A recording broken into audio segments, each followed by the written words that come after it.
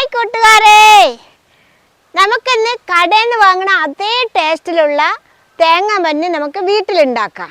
അത് ഇച്ചിരി കളറ് കുറവുണ്ടാവും കടയിലത്തെക്കാളും, എന്നാലും ഭയങ്കര ടേസ്റ്റ് ആയിരിക്കും. അതിനി നമുക്ക് എങ്ങനെ ഉണ്ടാക്കുക എന്ന് കാണാം.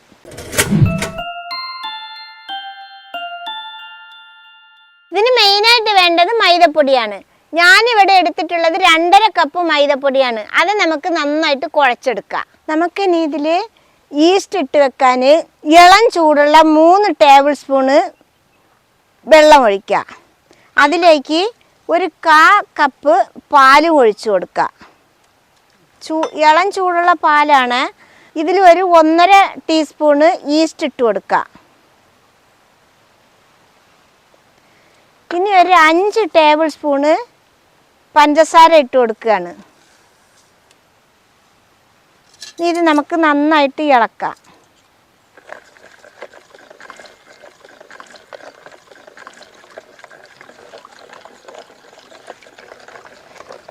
ഈസ്റ്റിൻ്റെ പഞ്ചസാരയൊക്കെ ഇളകിയിട്ടുണ്ട്. ഇത് നമുക്കൊരു 10 മിനിറ്റ് ഇവിടെ മൂടി വെക്കാം. ഒരു 10 മിനിറ്റ് ഇവിടെ ഇരുന്നോട്ട്. ഇനി നമുക്ക് ഈസ്റ്റ് നോക്കാം. അതാണ്ടില്ലേ, നല്ല പൊന്തി വന്നിട്ടുണ്ട്. ഈ ഈസ്റ്റ് ഇങ്ങനെ പൊന്തി വന്നിട്ടില്ലെങ്കിൽ നല്ല ഈസ്റ്റ് അല്ല എന്ന് വിചാരിച്ചാൽ മതി. ഇങ്ങനെ വന്നതിന് ശേഷം മാവിട്ട് കലക്കാൻ പാടുള്ളൂ കേട്ടോ. അപ്പോഴാണ് നമ്മൾ വിചാരിച്ചതുപോലെ കിട്ടുക. ഇനി നമുക്കിതിൽ ഒരു കോഴിമുട്ട അടിച്ചൊഴിക്കാം. നല്ല പൊന്തിക്കണം കേട്ടോ. നമുക്കിനി ഇതിലേക്ക് ഒരു 1/4 കപ്പ് സൺഫ്ലവർ ഓയിൽ ഒഴിച്ചു കൊടുക്കാം. ഇത് നമുക്ക് പാകത്തിന് ഉപ്പിട്ട് കൊടുക്കാം.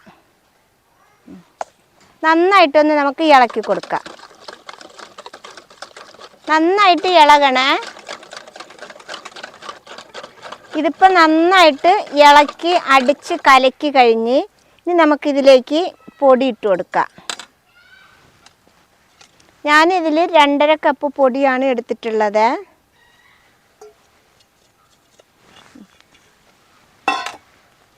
ഇത് നമുക്ക് നന്നായിട്ടൊന്ന് കുഴച്ച് കൊടുക്കാം.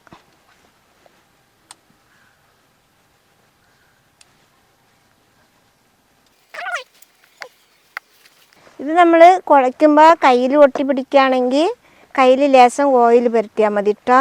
അപ്പോൾ ഒട്ടി പിടിക്കില്ല. ഇതിപ്പോൾ നമുക്ക് വെള്ളമൊന്നും ഒഴിക്കേണ്ടി വന്നിട്ടില്ല. അത് മാത്രമേ ഒഴിച്ചിട്ടുള്ളൂ. ഇതിനി നന്നായിട്ട് ഉരുട്ടിയെടുത്തിട്ടുണ്ട്. നമുക്കിനി ഈ ടേബിളുമ വെച്ചിട്ടൊന്ന് കുഴച്ചെടുക്കാം. നമുക്ക് ഇത് കുഴയ്ക്കാൻ ഇതിലിച്ചിരി പൊടിയും കൂടി ഇട്ട് കൊടുക്കാം.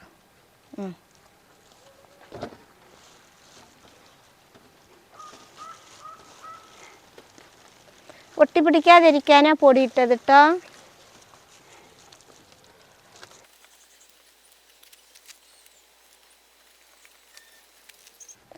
ഇതിപ്പോൾ നന്നായിട്ട് കുഴഞ്ഞിട്ടുണ്ട്.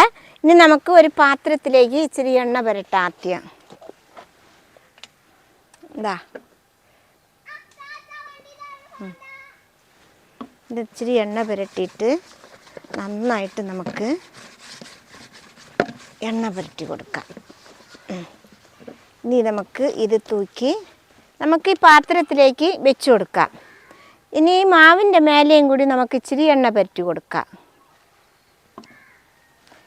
ഇത് ഉണങ്ങാതിരിക്കാനാണ് എണ്ണ പുരട്ടുന്നത് കേട്ടോ. ഇപ്പം എണ്ണ പുരട്ടി കഴിഞ്ഞാൽ ഇനി നമുക്കിത് മൂടി 1 മണിക്കൂർ വെയിറ്റ് ചെയ്യാൻ വെക്കാം. അതുവരെ നമുക്ക് വെയിറ്റ് ചെയ്യാം. നമുക്കിനി അതിൻ്റെ ഉള്ളിൽ ഫില്ല് ചെയ്യാനുള്ള തേങ്ങയൊക്കെ സെറ്റാക്കി എടുക്കാം. ഞാനിപ്പോൾ അതിനെടുത്തിട്ടുള്ളത് 3/4 കപ്പ് ചിരണ്ടിയ തേങ്ങ, പിന്നെ ഫ്രൂട്ടി, പിന്നെ ചെറി, പിന്നെ പഞ്ചസാര. ഇതൊക്കെ പാടെ നമുക്കിട്ടൊന്ന് മിക്സാക്കി എടുക്കാം. ആദ്യം നമുക്ക് പച്ച കളറ് ഫ്രൂട്ടി ഇടാം. രണ്ടാമത് ചുവപ്പ് കളറ് ഫ്രൂട്ടി ഇടാം. മൂന്നാമത് ചെറുതായിട്ട് അരിഞ്ഞത്. ഇനി നമുക്ക് തേങ്ങ ഇട്ട് കൊടുക്കാം. ഇനി ഇതിലേക്ക് നമുക്ക് പൊടിച്ച പഞ്ചസാര 4 ടേബിൾ സ്പൂൺ ഇട്ട് കൊടുക്കാം. ഇത് നമുക്കിനി മിക്സാക്കി എടുക്കാം. നന്നായിട്ട് മിക്സാക്കാവേ. പഞ്ചസാര ഓരോരുത്തരുടെ മധുരം അനുസരിച്ച് എടുത്താൽ മതി. ഞാനിവിടെ എടുത്തിട്ടുള്ളത് 4 ടേബിൾ സ്പൂൺ എടുത്തിട്ടുണ്ട്. പൊടിച്ചിട്ട് ഇടാവേ. ഇനി നമുക്കിതിലേ ടേസ്റ്റ് കിട്ടാൻ വേണ്ടിയിട്ട് നമുക്ക് 1 ടേബിൾ സ്പൂൺ നെയ്യ് ഒഴിച്ചു കൊടുക്കാം. ഒഴിക്കണമെന്ന് നിർബന്ധമൊന്നുമില്ല, ഒരു ടേസ്റ്റ് കിട്ടാൻ വേണ്ടിയിട്ടാണ് ഇത് ഒഴിക്കുന്നത്. അതുകൂടി നന്നായിട്ടൊന്ന് മിക്സാക്കി കൊടുക്കാം. നമുക്ക് നന്നായിട്ട് മിക്സാക്കിയിട്ടുണ്ട്. തേങ്ങയൊക്കെ മിക്സാക്കിയത് അവിടെ ഇരിക്കട്ടെ. ഇനി നമുക്ക് മാവ് കുഴച്ച് വെച്ച് 1 മണിക്കൂറായി. നമുക്കിനി നോക്കാം. അയ്യവാ, നമ്മൾ നേരത്തെ വെച്ചതിനേക്കാളും 2 ഇരട്ടി വലിപ്പമായിട്ടുണ്ട്. ഇത് നമുക്കിനി ഒന്ന് അമർത്തിയിട്ട് എടുക്കാം.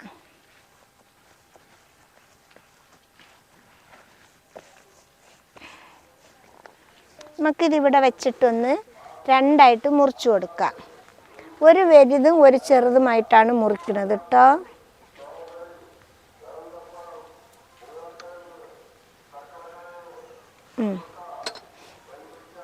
ഇത് നമുക്ക് വീണ്ടും ഈ പാത്രത്തിൽ വെച്ചിട്ട് മൂടി വെക്കാം.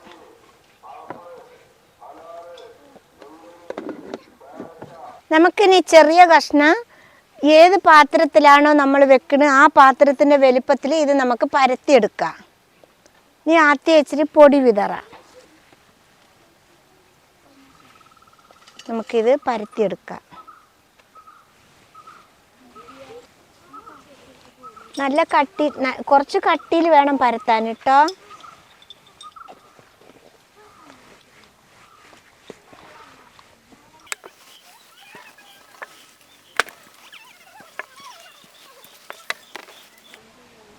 ഇത് കണ്ടില്ലേ, ഇത്ര കട്ടിയിൽ വേണം പരത്താൻ. നമ്മളിനി വെക്കുന്ന പാത്രത്തിൽ ഇത് എടുത്ത് വെക്കാം.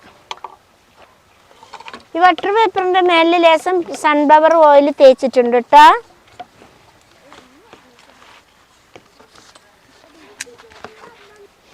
ഇനി നമുക്ക് ഈ ഫ്രൂട്ടി ഇതിൽ വാരി വിതറിയിടാം.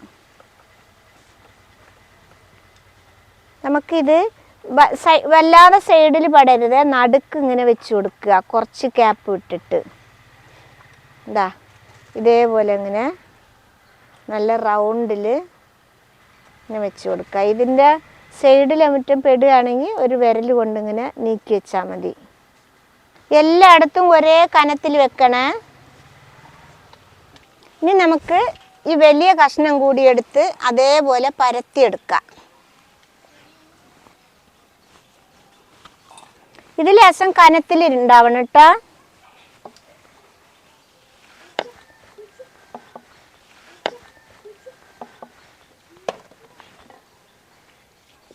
ഇച്ചിരി വലുപ്പം വേണം, അതിനേക്കാളും മടക്കിയെടുക്കണ്ടേ.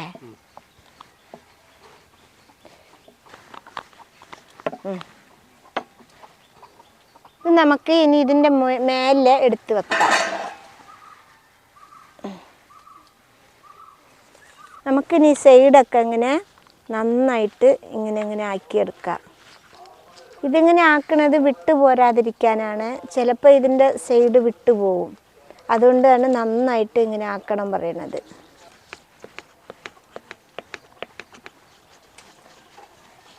നല്ല അമർത്തി ഉറപ്പിച്ച് വെക്കണം, അല്ലെങ്കിൽ സൈഡ് വിട്ടുപോവും ആ ജോയിൻറ്റിലൂടെ. ഇതിപ്പോൾ നന്നായിട്ട് നമ്മൾ ഷേപ്പാക്കിയിട്ടുണ്ട് കേട്ടോ. ഇനി നമുക്ക് ഇതിൻ്റെ മേലെ ഇച്ചിരി കൂടി ഓയിൽ പുരട്ടിയിട്ട് ഒരു 20 മിനിറ്റ് നമുക്ക് വെയിറ്റ് ചെയ്യാൻ വെക്കാം.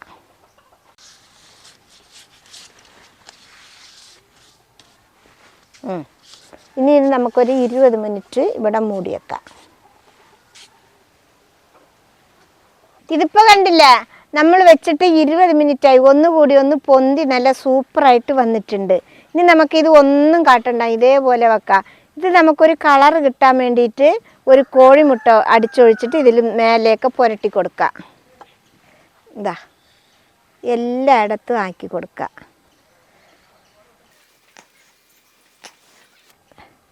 ഇത് നല്ല നാടൻ കോഴിയുടെ മുട്ടയാണ്, അതാണ് ഈ മഞ്ഞ കളറിലിരിക്കണത്. ഇനി ഇത് എല്ലായിടത്തും മുട്ട പുരട്ടി കൊടുത്ത്. ഇതാണ് എൻ്റെ ഓവൻ കേട്ടോ. ഇത് കത്തിച്ച് കൊടുത്ത് 5 മിനിറ്റ് കത്തിച്ച് നല്ല ചൂടായിട്ടുണ്ട്. ഇനി നമുക്ക് തുറന്ന് നോക്കാം. നല്ല ചൂടായിട്ടുണ്ട്. ഇനി നമുക്ക് ഈ സാധനം അതിലേക്ക് വെച്ച് കൊടുക്കാം.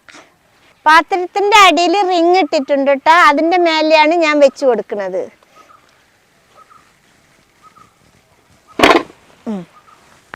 ഇതേപോലെ നല്ല നേരെ വെച്ച് കൊടുക്കുക, ചെരിയാതെ. ഇനി നമുക്കിത് മൂടി വെച്ച് കൊടുക്കാം. ഞാനിതിൽ മീഡിയം ലെവലിൽ തീ വെച്ച് 1/2 മണിക്കൂർ വെച്ചാലാണ് ബന്നായി വരിക. അപ്പോൾ ഗ്യാസ് വെക്കുമ്പോഴും അതേപോലെ തന്നെ മീഡിയം ലെവലിൽ വെച്ച് 1/2 മണിക്കൂറോ അല്ലെങ്കിൽ ഒരു 20 മിനിറ്റൊക്കെ ആകുമ്പോൾ തുറന്ന് നോക്കിയാൽ മതി. ഗ്യാസ് അല്ലേ, ഇത് അടുപ്പല്ലേ, അത് രണ്ട് വ്യത്യാസം ഉണ്ടാവുമല്ലോ. അതുകൊണ്ടാണ് ഞാൻ പറഞ്ഞത്. അതുപോലെ നമുക്കിതിന് വേവിച്ചെടുക്കാം. നമ്മുടെ തേങ്ങാ ബന്ന് വെച്ചിട്ട് 45 മിനിറ്റ് ആയിട്ടുണ്ട്. അതിനി വെന്തിക്കണമെന്ന് നമുക്ക് നോക്കാം. നമ്മുടെ ബന്നിന് കളറൊക്കെ വന്നിട്ടുണ്ട്. പക്ഷെ കടയിൽ നിന്ന് വാങ്ങണ അത്ര കളർ കിട്ടില്ല. അങ്ങനെ കിട്ടണമെങ്കിൽ ഓവനിൽ തന്നെ വെക്കണം. ഇത് എൻ്റെ ഓവനിൽ വെച്ചത് ഈ കളറാണ് ഉണ്ടായിട്ടുള്ളത്. ഇനി നമുക്കിത് വെന്തിക്കണമെന്ന് നോക്കാം. ഒരു ഈർക്കിലി കൊണ്ട് കുത്തി നോക്കാം. വെന്തിക്കണിട്ടോ. കുത്തുമ്പോൾ തന്നെ നമുക്ക് മനസ്സിലാവും വെന്തിക്കണോ ഇല്ലയോ എന്ന്. ഇനി നമുക്കിനി ഇതിന്ന് എടുക്കാം. ഇത് നമുക്കിനി എടുത്തിട്ട് ചൂടാറിയിട്ട് മുറിച്ച് നോക്കാം. നന്നായിട്ട് ചൂടാറട്ടെ. നമുക്കിതൊന്ന് മുറിച്ച് നോക്കാം. ചൂടാറിയിട്ടുണ്ടേ.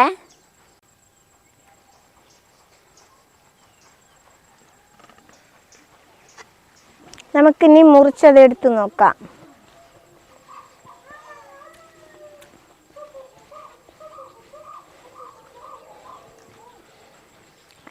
തേങ്ങ ബന്നി എങ്ങനെ ഉണ്ടെന്ന് നോക്കി മക്കളെ. ഇത് കണ്ടില്ലേ, അടിപൊളിയായിട്ട് വന്നിട്ട്. നമ്മൾ കടയിൽ നിന്ന് വാങ്ങണ തേങ്ങ ബന്നി അതേപോലെ തന്നെ കണ്ടില്ലേ. ഇതാ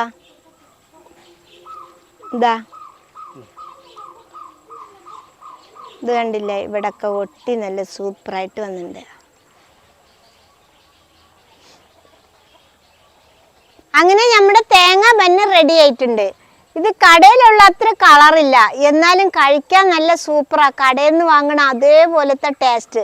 ഇത് എല്ലാവരും ഉണ്ടാക്കണം. സിമ്പിളാണ്, ഉണ്ടാക്കാൻ പറ്റുമെന്ന് ഞാൻ പറയില്ല. മാവ് കുഴച്ച് കുറച്ച് നേരം വെയിറ്റ് ചെയ്യേണ്ട സമയം വേണം. ബാക്കിയുള്ളതൊക്കെ സിമ്പിളാണ് ഉണ്ടാക്കുന്നതാണ്. എല്ലാവരും ഉണ്ടാക്കി നോക്കണം. ഇഷ്ടപ്പെട്ട സബ്സ്ക്രൈബ് ചെയ്യുക, ലൈക്ക് ചെയ്യുക, കമൻറ്റ് ചെയ്യുക, ഷെയർ ചെയ്യുക.